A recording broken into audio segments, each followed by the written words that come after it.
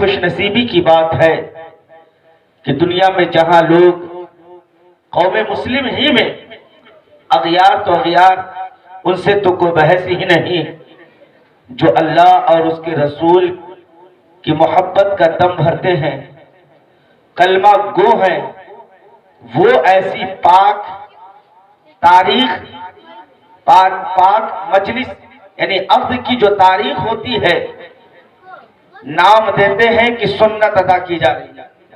اچھا بہت یہ کہا جاتا ہے کہ سنت کی ادائیگی ہوگی ہمارے گھر، پھر اس سے قبل جو تماشا کیا جاتا ہے، جو ناچ گانے کیے جاتے ہیں، اب تو مسلمانوں کا حال یہاں تک پہنچ گیا ہے کہ اسی تماشے، اسی ناچ گانے میں، رزق و سرور کی مجلس میں وہ بیئر اور شراب کی بوتلیں بھی کھولتے ہیں، بالکل بہت بیئر اور شراب کی بوتلیں بھی کھولتے ہیں۔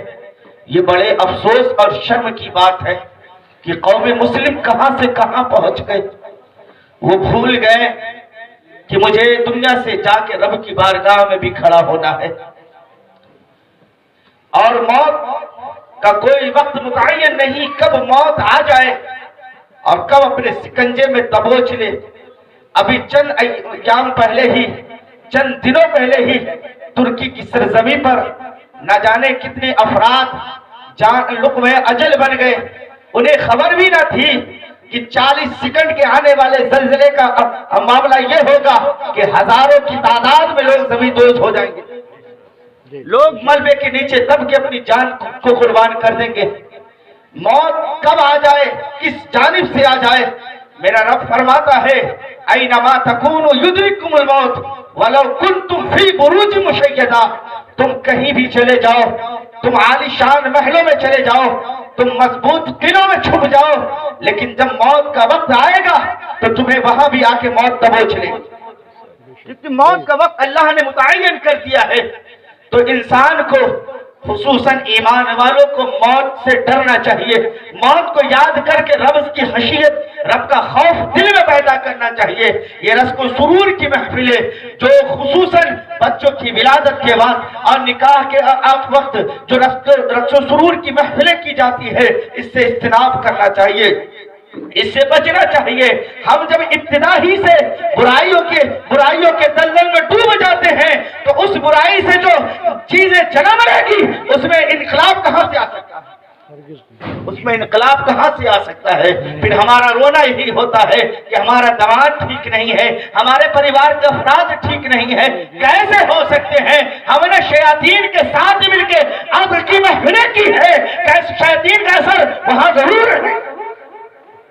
جیسے ہمارے محترم، ہمارے مولانا صاحب، مسجد کے امام صاحب نے فرمایا کہ جب ہم اللہ اور اس کے رسول کے مطیع ہوں گے تو پھر ہماری نسلوں میں وہی چیز وہی چیز ان میں بھی آتی ہے، وہ بھی اللہ اور اس کے رسول کے مطیع ہوتے ہیں، والدین کے فرما بردار ہوتے ہیں۔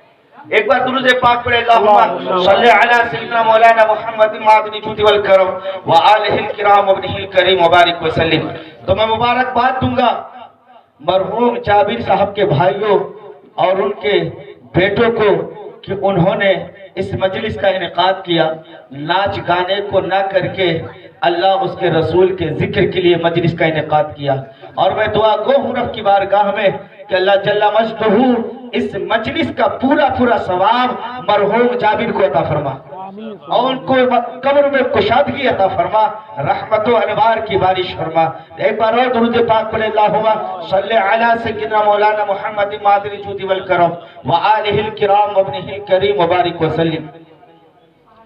یہ نکاح ہے کیا؟ نکاح ہے کیا؟ نکاح سے جو چیزیں حرام ہوتی ہے وہ جائز ہو جاتی ہے، جو چیزیں حرام ہیں وہ چیزیں حلال ہو جاتی ہے، جائز ہو جاتی ہے۔ یہ زوجین ایسا رشتہ ہے، میاں بیوی کا ایسا رشتہ ہے جو سب سے پہلے جنت میں پائے گئے۔ سب سے پہلا رشتہ جو جنت میں پایا گیا وہ میاں اور بیوی کا۔ بہت اچھا جملہ ہے۔ جب انسانیت کا وجود نہیں ہوا تھا، دو افراد صرف تھے، میاں اور بیوی. اس کے علاوہ دنیا میں ایک بھی انسان نہیں تھے، ایک بھی بشر نہیں تھے، صرف دو تھے، اور وہ میاں اور بیوی. جو جنت کا پہلا رشتہ، جنتی رشتہ، حضرت آدم علیہ السلام اور حضرت حوا رضی اللہ تعالی عنہا. یہ دو رشتے ایسے، یہ رشتہ ایسا ہے کہ سب سے پہلے جنت میں داخل ہوا. سب سے پہلے جنتی رشتے کا نام میاں اور بیوی. سب سے پہلے جنتی رشتے کا نام میاں اور بیوی ہے. اور اس کے علاوہ جنت میں دنیا کے ختم ہونے کے بعد جنت میں کوئی رشتہ ساتھ اگر رہے گا تو اور میاں اور بیوی کا رشتہ ہے. میاں اور بیوی کا رشتہ ہے. شوہر نے ایک بار اپنی بیوی سے پوچھا، کسی شوہر نے اپنی بیوی سے پوچھا کہ تو مجھ سے محبت کرتی ہے کہ نہیں؟ اس نے کہا بے شک میں تم سے بے پناہ محبت کرتی ہوں. میں چاہتی یہ ہوں کہ زندگی بھر تمہارا ساتھ مجھے میسر ہو. تو شوہر کہتا ہے میں اس سے زیادہ تجھ سے محبت کرتا ہوں، میں چاہتا ہوں کہ جنت میں بھی تیرا ساتھ مجھے نصیب ہو، جنت میں بھی تیرا ساتھ مجھے نصیب ہو. لیکن محترمہ میری ایک بات تو تسلیم کر لے، میری ایک بات تو مان لے کہ جب نمازوں کا وقت ہو تو اللہ کی بارگاہ میں سر سجود ہو جایا کر، اللہ کو یاد کیا کر، اللہ کی بندگی کیا کر، اللہ کا ذکر کیا کر. میں ذکر کرتا ہوں تو بھی ذکر کر، میں رب کو یاد کرتا ہوں تو بھی یاد کر. میں سر سجود ہو کے اپنے معبود و خالق کو یاد کرتا ہوں. کاش کہ تو بھی اپنے رب کو یاد کرتی، اپنے مالک کو یاد کرتی، تاکہ جب جنت میں مجھے جانے کی اجازت ملتی کہ شوہر تو جنت میں چلا جا، تو میں بھی کہتا مالک میری بیوی بھی نمازی تھی، تیری بندگی کرتی تھی، تیری عبادت کرتی تھی، تم دوسرے بھی جنت میں میرا ہم ساتھ عطا کر دے، ہمارا ہم سفر جنت میں بھی بنا دے، اس کا قرب مجھے جنت میں بھی عطا کر دے. محبت تو یہ ہونی چاہیے، محبت تو ایسی ہو کہ دنیا میں بھی زندگی میں تمام رہے اور دنیا سے جانے کے بعد جنت میں بھی ساتھ، دنیا سے جانے کے بعد بھی جنت میں ساتھ رہے.